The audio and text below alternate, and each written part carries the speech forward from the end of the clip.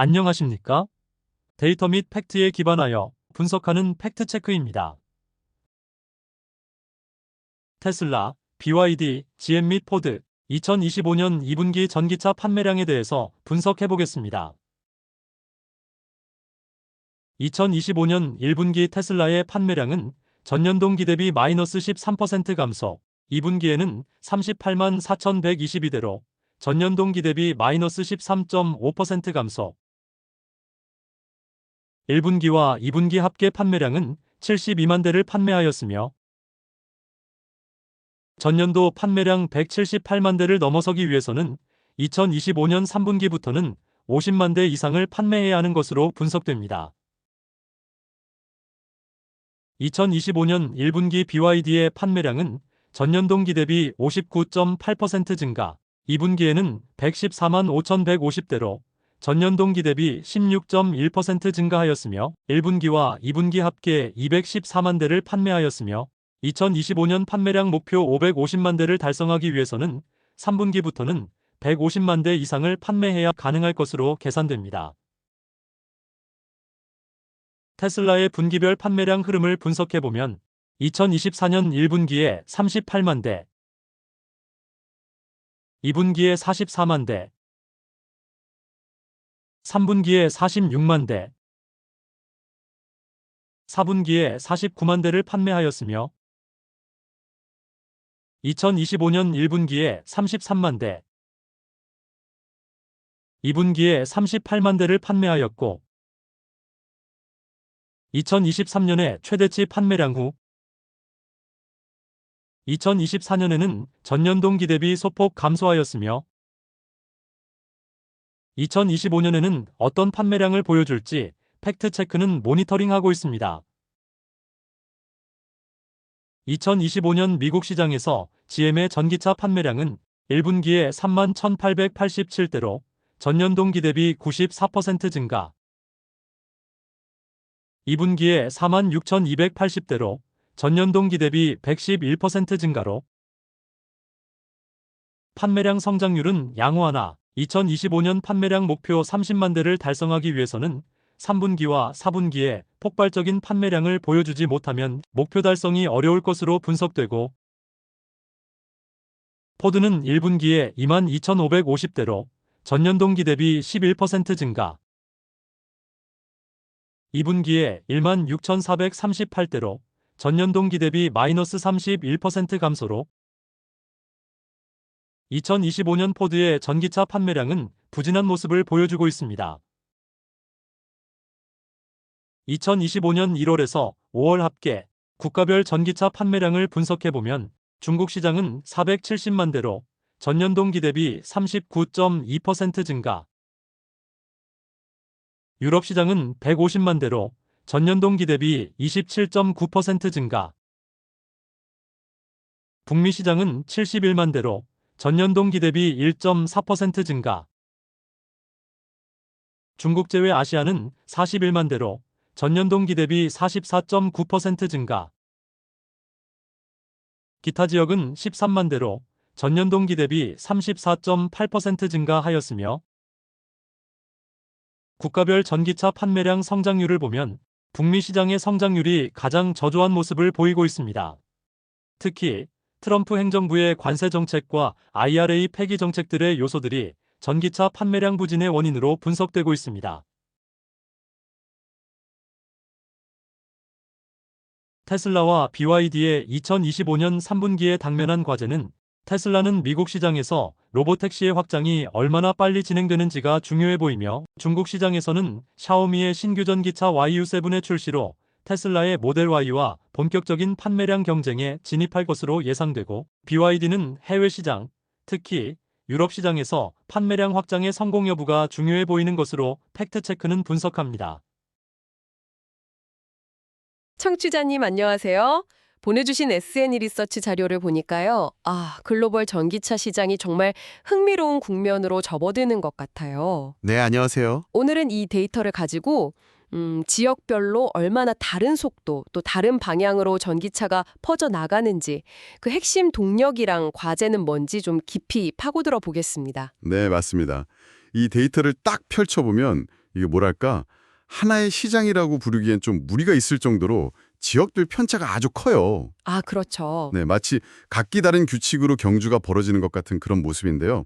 역시 가장 눈에 띄는 건 중국이죠. 맞아요. 와, 전 세계 전기차 판매량이 62.7%라니 이건 뭐 정말 압도적이네요. 그렇죠. 471만 8천 대 판매의 성장률도 전년 동기 대비 39.2%. 아니, 이 엄청난 성장의 배경에는 도대체 뭐가 있을까요? 그냥 단순히 인구가 많아서 그런 걸까요? 물론 뭐 매수 시장 크기가 중요하긴 한데요. 근데 그게 전부는 아니에요. 아, 그런가요? 네. 그 중저가 모델들이 정말 폭발적인 인기를 얻었고요. 거기다가 상용차 수요 증가도 꽤 텀몫을 했어요. 그리고 지방 정부들의 보조금 경쟁 이것도 치열했고 또 촘촘하게 깔린 충전 인프라도 빼놓을 수가 없죠. 보조금하고 인프라? 네. 근데 여기에 정말 결정적인 기술적인 요인이 하나 있습니다. 아, 기술적인 요인이요? 혹시 그 배터리 말씀이신가요? CATL이나 BYD 같은 기업들이 막 주도하는 LFP, 리튬 인산철 배터리요? 정확합니다. 바로 그거예요. 이 저렴한 LFP 배터리 기술이 상용화되면서 가격 경쟁력을 갖춘 전기차 모델들이 그야말로 쏟아져 나올 수 있었던 거죠. 아하. 여기서 이제 좀 중요한 통찰이라고 할 수 있는 게 중국의 성공이 그냥 단순히 정책이나 기술 뭐 하나하나의 성과라기보다는요. 네. 강력한 정부 주도와의 이 정책 지원, 그러니까 보조금이나 인프라 같은 거랑 핵심 기술, 이 LFP 배터리 기술을 어떻게 효과적으로 잘 엮어냈는지 그 실행 방식 자체가 핵심이라는 거예요. 아, 그 조합이 중요했군요. 네, 그렇죠. 다른 지역이 이걸 쉽게 따라하기는 어려운 부분이죠. 정책과 기술의 시너지가 정말 대단했네요. 자, 그럼 이번에는 유럽으로 한번 넘어가 볼까요? 네. 유럽도 보니까 성장률이 27.9%로 나쁘지 않아요. 153만 8천 대를 팔았는데 근데 점유율은 20.5%로 오히려 약간 줄었단 말이죠. 이건 좀 어떻게 봐야 할까요? 네, 유럽 시장은 뭐 성장세는 유지하고 있지만 그 안을 들여다보면 좀 변화가 감지되고 있어요. 소비자들이 점점 더 가격에 민감해지고 있다는 거죠. 가격이요? 네, 그래서 상대적으로 좀 저렴한 중국산 전기차, 예를 들면 뭐 BYD나 니오, 샤오펑 같은 브랜드 있잖아요. 이런 차들의 존재감이 점점 커지고 있는 상황입니다. 아, 중국 브랜드들이 유럽에서도? 네네. 그렇죠. 게다가 이제 중국 기업들이 아예 헝가리나 스페인 같은 곳에 현지 공장을 짓기 시작했잖아요. 맞아요. 그 투자 소식이 들리더라고요. 네. 그러면서 이제 역내 생산을 좀 중시하는 EU의 정책 기조랑 좀 미묘한 긴장 관계 같은 것도 형성되고 있고요. 아, 그렇군요. EU 입장에서는 좀 견제가 필요할 수도 있겠네요. 바로 그 지점이 앞으로 유럽 시장의 향방을 가늠할 중요한 변수가 될 겁니다. 결국엔 그 유럽의 전통적인 자동차 제조사들, 우리가 흔히 OEM이라고 부르는 회사들이 이 가격 경쟁에서 어떻게 살아남고 또 경쟁력을 확보하느냐, 이게 관건이 될 거예요. 중국발 공세에 대한 대응 전략이 정말 시급해진 거죠. 유럽은 가격 경쟁이 화두군요. 자, 그럼 이번엔 대서양 건너 북미로 가보겠습니다. 여기는 또 분위기가 사뭇 다른 것 같아요. 네, 좀 그렇죠? 성장률이 고작 1.4%에 그치면서 점유율도 9.5%, 판매량은 71만 4천 대로 내려앉았어요. 아니, IRA, 그 미국의 인플레이션 감축법으로 현지 생산을 막 유도하고 있는데도 왜 이런 결과가 나왔을까요? 북미 시장은 지금 정치적 불확실성이라는 안개 속에 좀 갇힌 형국이라고 볼 수 있어요. 정치적 불확실성이요? 네. 만약에 이제 트럼프 행정부가 다시 들어설 경우에 예상되는 것들 있잖아요. 예를 들어 감세라던가 환경 규제 완화, 그리고 연방정부 차원의 전기차 보조금 축소 가능성 같은 거요. 이런 것들이 소비 심리에도 영향을 주고 기업 투자에도 양쪽 다 큰 영향을 미치고 있는 거죠. 아, 그러니까 IRA 효과가 좀 반감되고 있다 이렇게 봐야겠군요. 네, 그런 셈이죠. 벌써부터 뭐 제조사들이 전기차 생산 계획을 좀 늦춘다거나 심지어는 다시 내연기관 중심으로 돌아가려는 움직임까지 보인다고 하니까 그 정책 방향에 대한 불안감이 상당한 것 같습니다. 이 점이 시사하는 바가 큽니다. 그러니까 정부 정책, 특히 보조금에 크게 의존하는 이런 신산업이 정치적인 환경 변화에 얼마나 취약할 수 있는지, 그리고 그 영향이 또 얼마나 즉각적으로 나타날 수 있는지를 보여주는 아주 대표적인 사례라고 할 수 있죠. 예측 불가능성이 커진 거예요. 네, 확실히 정책 리스크가 커 보이네요. 자, 마지막으로 중국을 제외한 다른 아시아 시장을 좀 살펴보죠. 여기는 성장률이 아주 높아요. 44.9%나 되고 41만 2천 대. 점유율은 5.5%를 기록했어요. 이 성장은 어디서 오는 걸까요?